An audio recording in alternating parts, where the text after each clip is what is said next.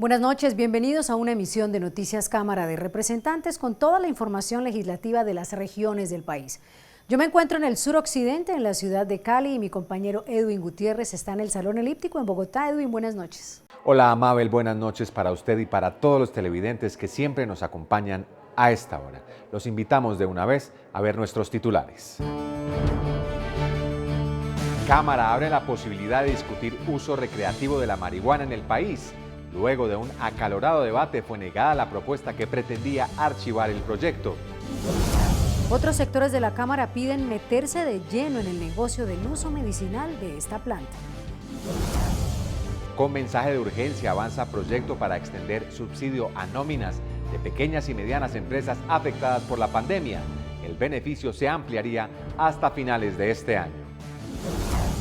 En la Cámara se celebra reapertura de bares y restaurantes como grandes generadores de empleo. En varios debates se les plantearon al gobierno alternativas de reapertura segura. Representantes le ponen freno al crimen contra animales en vía de extinción. Plenaria aprobó proyecto que sanciona a responsables de estas conductas. Por voto finish, la Comisión Primera de la Cámara abrió la discusión sobre el uso recreativo del cannabis en el país. En sesión presencial y por un voto se impuso el enfoque de quienes defienden los derechos a la igualdad y al libre desarrollo de la personalidad sobre los sectores más conservadores que están en contra de la legalización del consumo. La discusión ahora comienza. Aunque por varios años en el Congreso se ha tratado de avanzar en la aprobación del cannabis recreativo sin ningún éxito, para sus promotores el estrecho margen por el que fue negada la propuesta para que fuera archivado indica que cada vez hay más legisladores que acompañan esta iniciativa. Es una victoria para cambiar la política prohibicionista que no ha dado resultados a una política de prevención en salud, para una política de protección a las libertades, de respeto por la autonomía, para que cada quien pueda decidir con autonomía el destino de su propia existencia. En nuestro país tenemos que defender las libertades individuales. Está absolutamente probado científicamente que el cannabis es mucho menos nocivo que el cigarrillo, mucho menos nocivo que el alcohol, y sin embargo hemos estigmatizado a los consumidores no problemáticos, que son el 90% de los consumidores de cannabis en nuestro país. El consumo de manera libre de la cannabis, cumpliendo con unos protocolos como se hace en la mayoría de los países del mundo, yo creo que debe estar a la orden del día en Colombia. Quienes se oponen a esta propuesta consideran que su legalización le haría un gran daño a nuestros jóvenes, a la familia y al país. Es necesario que esta clase de iniciativas no pasen en el Congreso de la República, sino que al contrario estemos promoviendo en el Congreso acciones de prevención, acciones integrales que lleven a prevenir el consumo y a no permitir el acceso a esta clase de drogas por parte de nuestros jóvenes. Las familias nos están reclamando un control efectivo contra los jíbaros, contra esos distribuidores de droga que se están metiendo a los colegios para venderle drogas a nuestros niños. Hoy no pudimos abrir una puerta a la legalización de la cannabis recreativa. El próximo martes, en una nueva sesión presencial, se iniciará el trámite de esta iniciativa que debe pasar por 8 debates para convertirse en ley de la República. Y mientras se da esta discusión hay que señalar que el uso estrictamente medicinal de esta planta se está posicionando en el mundo como una oportunidad de inversión. En Colombia su uso está autorizado desde hace 3 años.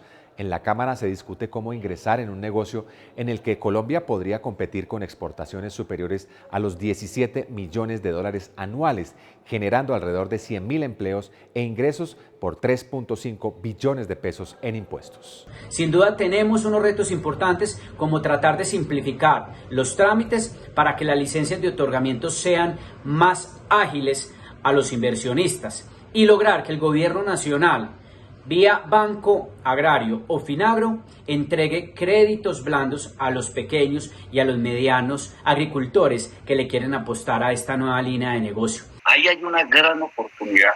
Esta legalización del cannabis y este estímulo y fomento a esta industria con fines farmacéuticos, con fines terapéuticos, es una alternativa de la mayor importancia que debería todos los días escalar en su avance, escalar en su producción, escalar en los estímulos, hasta ir convirtiendo ese negocio en un negocio debidamente regularizado, que le arranque de las manos la materia prima a la industria criminal del narcotráfico y que la ponga al servicio de nobles causas como la salud. Avanza con mensaje de urgencia el proyecto que amplía el subsidio para el pago de la nómina de pequeñas, medianas y grandes empresas. El decreto expedido por el gobierno en medio de la pandemia como una manera de proteger el empleo tenía vigencia hasta el mes de agosto. Con la iniciativa se prolongaría mínimo hasta diciembre. Hoy más de 131.000 empresas y más de 3.200.000 trabajadores se han visto beneficiados con el subsidio dado por el gobierno para el pago de su salario. Esta ayuda fue establecida a través de decreto, pero busca ser prorrogada a través de ley. Ampliar el programa Apoyo del Empleo Formal, el PAEF. Vamos a hacer que aquellas personas jurídicas y naturales, los consorcios y unidades temporales, las entidades sin ánimo de lucro, la Cruz Roja, los establecimientos educativos no oficiales de educación formal, entre otros, que nos certifiquen que tienen una disminución de sus ingresos del 20%, van a tener un subsidio a su nómina del 40% por empleado que tengan. La iniciativa, que ya fue aprobada en la Comisión Tercera, busca que esta ayuda se prorrogue por 4 meses más, es decir, hasta el mes de diciembre. Pero desde la Comisión se piden algunas modificaciones. Buscar la opción, es una opción, de que el gobierno analice fiscalmente si se podría prolongar el programa hasta junio 30 del año entrante, primero. Segundo, que se le incluyeran la prima de diciembre y la prima de junio del año entrante. En medio del debate del proyecto también se pidió extender el subsidio para personas naturales que generen 1 o 2 empleos para así beneficiar a más de 200.000 microempresas en el país.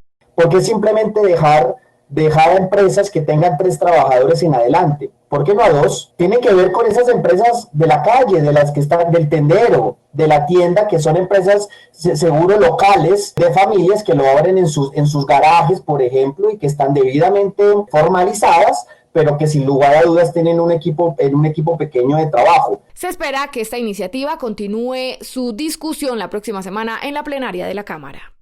Después de 5 meses de suspensión, el Ministerio de Salud dio vía libre al piloto que permitiría la venta y consumo de licor en bares y restaurantes. Varios debates de control político en la Cámara en los que se discutió el impacto económico de la crisis para este sector y las medidas de reapertura segura rindieron frutos con el anuncio hecho por el gobierno.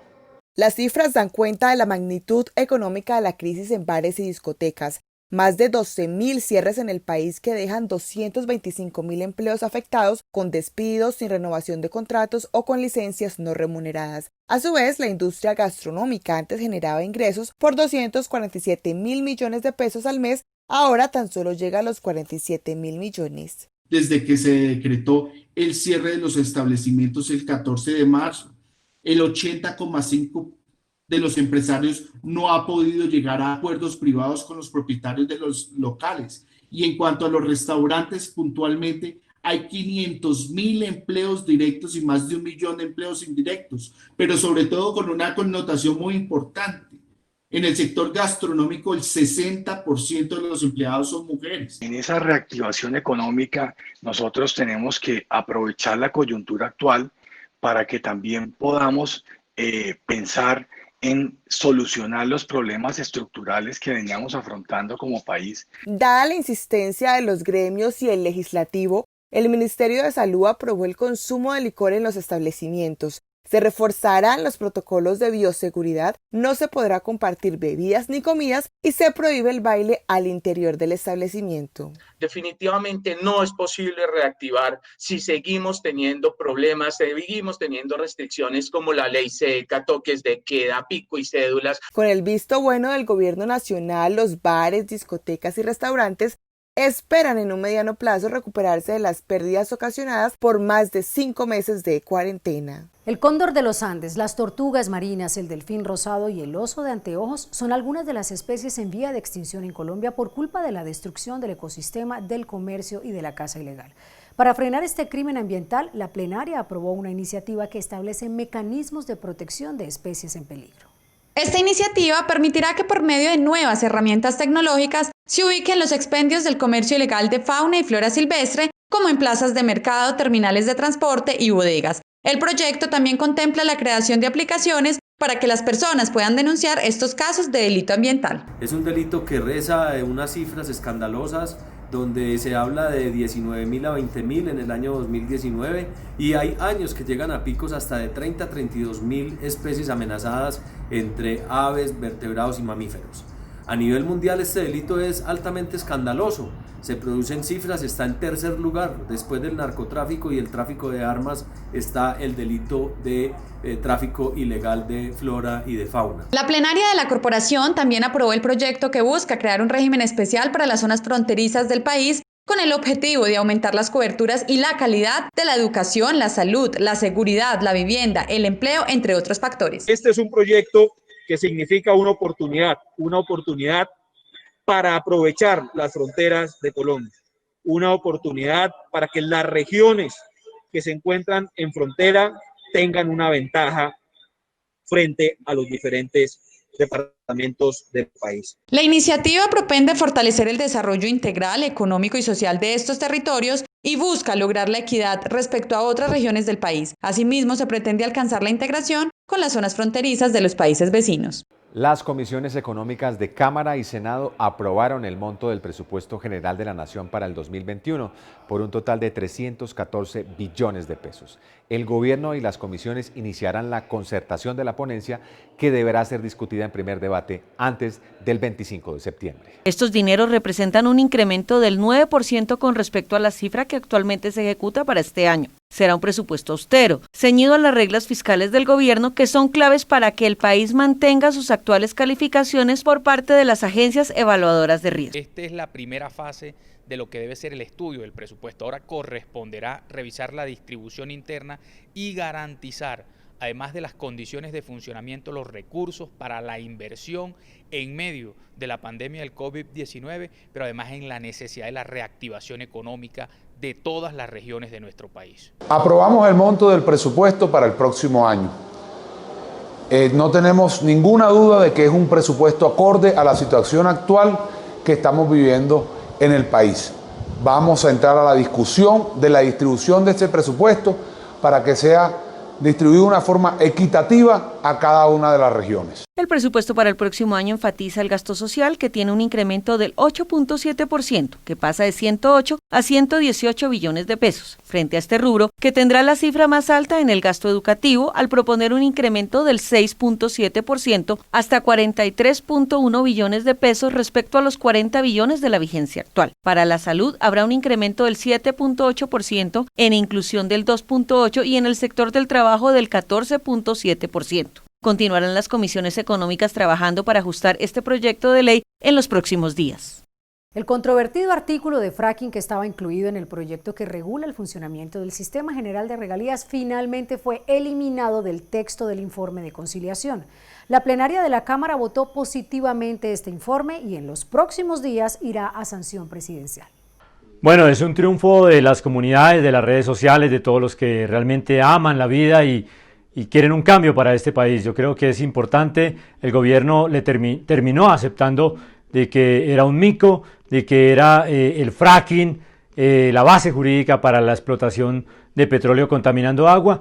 Y bueno, muy contentos, es muy importante, es una batalla que ganamos, pero ojo porque se vienen muchas más. En debate de control político en la plenaria, integrantes del Centro Democrático plantearon la necesidad de hacer una reforma estructural a la justicia e insistieron en su propuesta de crear una corte única en el país. Los citantes al debate manifestaron preocupación por los altos índices de impunidad, politización o incluso acoso dentro de algunos sectores de la justicia.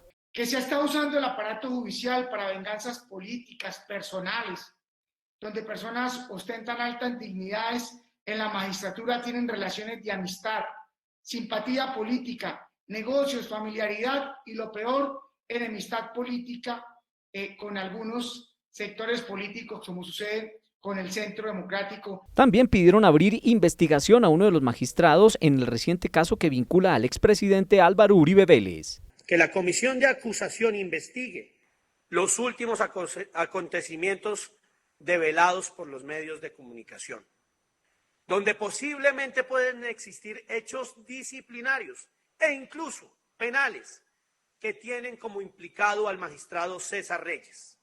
Luego de evidenciar la problemática al interior del sistema judicial, integrantes de la bancada de gobierno manifestaron y reiteraron la necesidad de hacer una reforma integral a la justicia colombiana. Se ha establecido la necesidad del expediente electrónico, que no se abuse de la figura de las medidas de aseguramiento, que se construyan nuevas cárceles. Finalmente, el presidente de la corporación destacó el sentido democrático al brindar estos espacios de control político a cada bancada.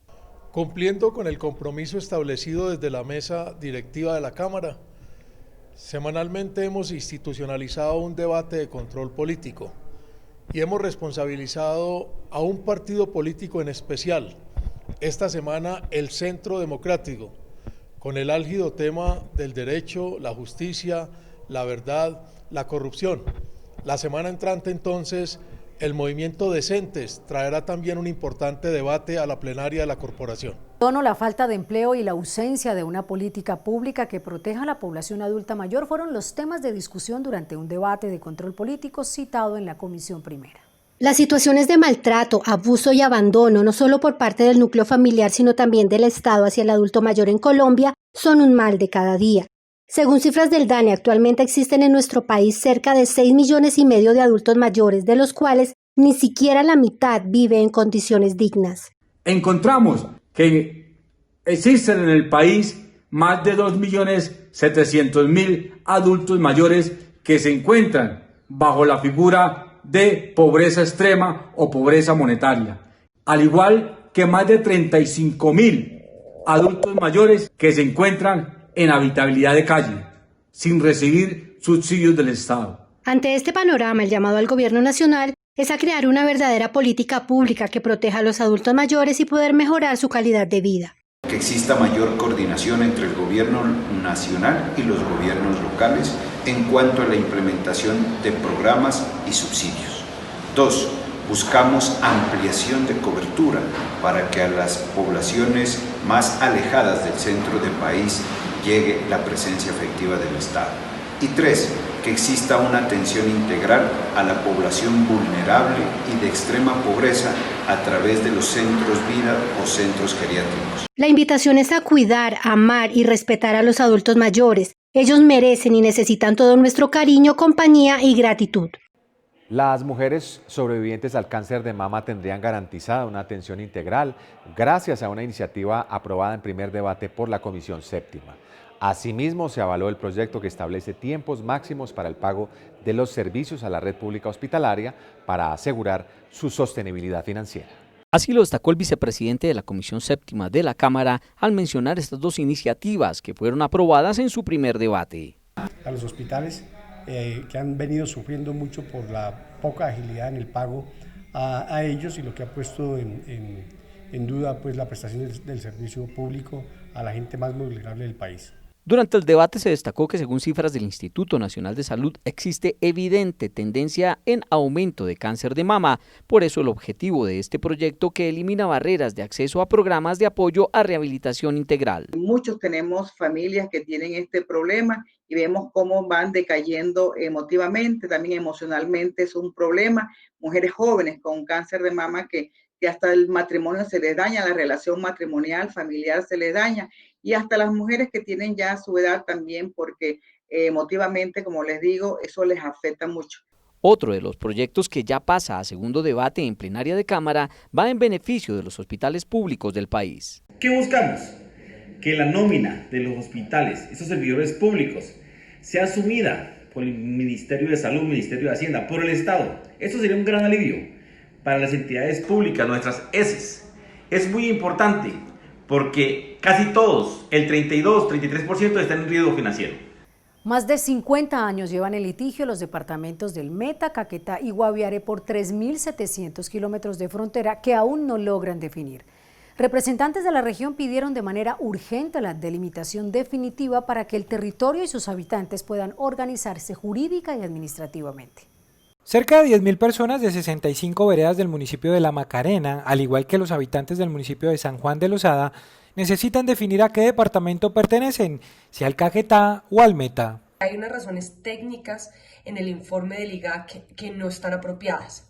La primera, no tiene una continuidad ni geográfica, ni cartográfica, ni en el terreno.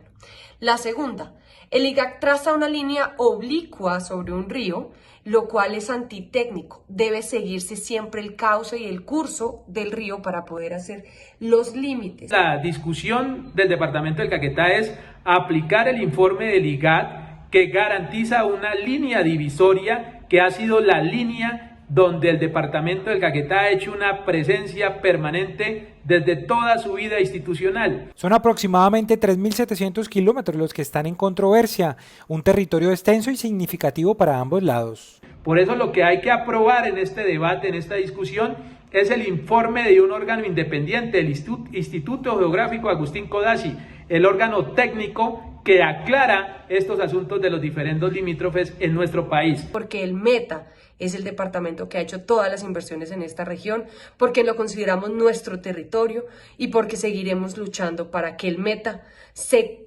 mantenga como debe estar y como debe ser. La decisión está en manos de la plenaria del Senado, que ya tiene para su consideración el informe presentado por las comisiones de ordenamiento territorial de ambas cámaras. Por esta razón se presentó una proposición conjunta de Senado y Cámara en la que se estableció mantener los límites actuales como están en la cartografía oficial, que ha sido consistente en los últimos 50 años. Se ordenó devolver este informe al IGAC para que le hicieran los ajustes respectivos y se estableció retirar al departamento del Guaviare toda vez que ya no había pretensión frente a su territorio. La delimitación definitiva permitirá darle claridad jurídica y administrativa al territorio. La puesta en marcha de la megaobra del túnel de la línea que conecta al centro del país con la costa pacífica, reduciendo casi en 1 hora el trayecto entre Bogotá y Buenaventura, se convierte en el motor de desarrollo para esta región en tiempos de pandemia. Representantes de la zona de influencia hablaron de las posibilidades que se abren tras la inauguración del túnel más largo de América Latina. El túnel de la Esperanza, como fue calificado por los 2.600 trabajadores que participaron en su construcción, tiene 8.6 kilómetros y su funcionamiento reducirá accidentes, ahorrará tiempo en los trayectos y abrirá una gran puerta comercial para departamentos como Quindío y Tolima. La inauguración del túnel de la línea trae mucha expectativa para todos los colombianos, especialmente para los quindianos y los tolimenses y en general para todo el eje cafetero. Genera expectativa a los empresarios porque preveemos una disminución de los costos de producción que nos podrían generar mayor competitividad y que esto repercutiera directamente en la generación de empleo y en la dinámica económica de toda la región y de todo el país. Es una obra que va a traer muchos beneficios a todo el país. Primer beneficio, al transporte de pasajeros, al transporte de carga, al desplazamiento de los turistas. Los quindianos esperamos con los brazos abiertos a todos los turistas.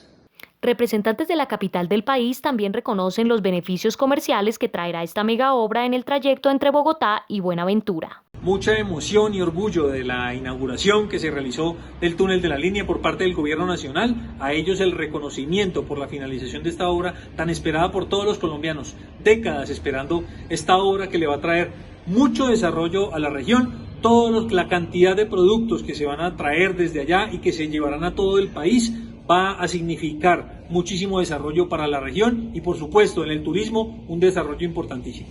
Durante las primeras 21 horas de operación del túnel transitaron 3.614 vehículos, aumentando el tránsito en la zona en un 40% respecto a meses anteriores. Como una enorme pérdida para el Cauca y el país, se siente la partida del líder político Aurelio Iragorri Ormaza, quien a sus 83 años perdió la batalla contra el COVID-19.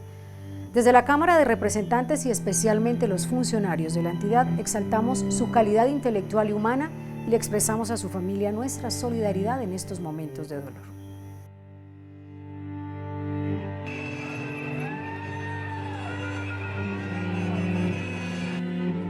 El momento más difícil de mi vida. Conversar con personas de esa calidad y de ese volumen electoral. Es un gesto de alta generosidad para conmigo y seguramente han valorado el arduo y largo trabajo que he logrado hacer por la región, por Colombia y obviamente por todos nuestros congéneres. El maestro Aurelio, como nosotros le decimos, no solo fue el fundador del partido de la U, sino que se convirtió en un maestro para cada uno de los congresistas del partido. Lamentamos mucho que no nos acompañe más, pero nos quedan sus consejos, nos quedan sus enseñanzas. Aurelio dejó una huella imperecedera en toda la geografía de nuestro Cauca. Allá lo recordaremos por sus obras, por su trabajo, por su inteligencia. Un coloso, un verdadero titán ha muerto y por ello también en el Cauca estamos de luto. Lamentablemente también debemos registrar con profundo pesar el fallecimiento del patrullero Luis Eduardo Puyo, quien prestaba sus servicios en los esquemas de seguridad en el Congreso.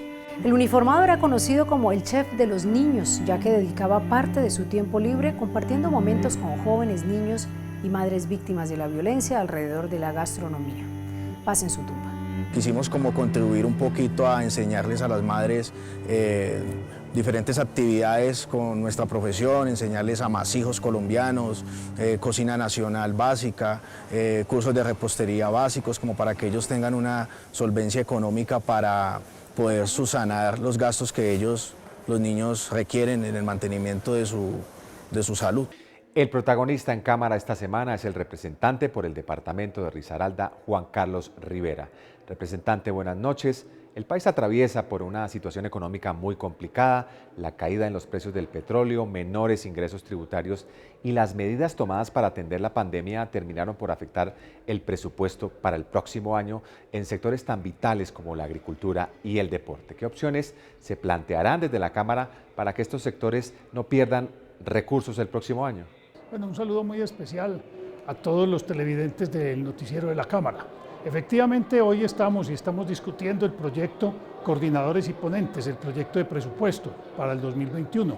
Allí vemos unas dificultades con unos sectores, y usted me lo ha preguntado, el sector de deporte y el sector de agrícola. El sector agrícola es un sector que ha impactado mucho, ha impactado en el Producto Interno Bruto para que no se disminuya del 1%.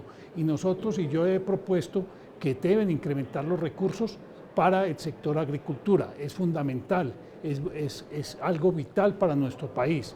Y esa es la propuesta que yo he hecho en la intervención que hice en el día de ayer. Lo mismo sucede con el sector del deporte.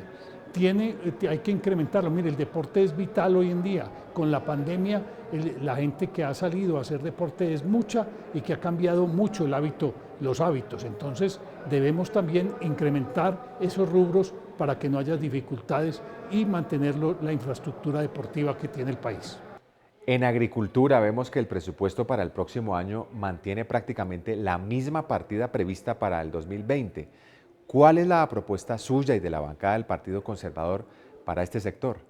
Estamos presentando una proposición donde le solicitamos al Gobierno Nacional, al Ministro de Hacienda y todo su equipo de trabajo que nos aumenten los recursos para el sector agropecuario. Es igual el rubro del año 2020 al 2021. En cuanto al deporte, el ministro ha dicho que el recorte no tocaría los recursos de los deportistas, sino que el sacrificio estaría en la infraestructura deportiva, lo que puede afectar compromisos internacionales adquiridos por el país, como las obras para la realización de la Copa América. ¿Qué salidas se pueden plantear desde el Congreso? Es fundamental. Mire, la Copa América para Colombia es algo vital, en todo sentido, en sector turismo, en todos los sectores, y dinamiza la economía. Entonces, ¿qué tenemos que hacer? Lo mismo que estamos proponiendo con agricultura, es que han dinamizado unos ministerios, unos sectores, digamos minas, transporte, pero estos que son vitales también para la economía nacional se han quedado estancados en los recursos. Entonces, en el mismo sentido, presentamos una proposición para que nos incrementen en 250.000 millones de pesos el presupuesto del Ministerio del Deporte. Representante, muchas gracias y muy buenas noches. A ustedes muchas gracias. Hemos llegado al final de esta emisión. Recuerden que ustedes nos pueden seguir en Facebook como Cámara de Representantes Colombia y en Twitter e Instagram como @Cámara Colombia. Si quieren interactuar con el presidente de la corporación, lo pueden hacer a través de su cuenta de Twitter @GermánBlancoA o en nuestra página web www.cámara.gov.co. Les agradecemos por su compañía y los esperamos en una nueva emisión la próxima semana. Muy buenas noches.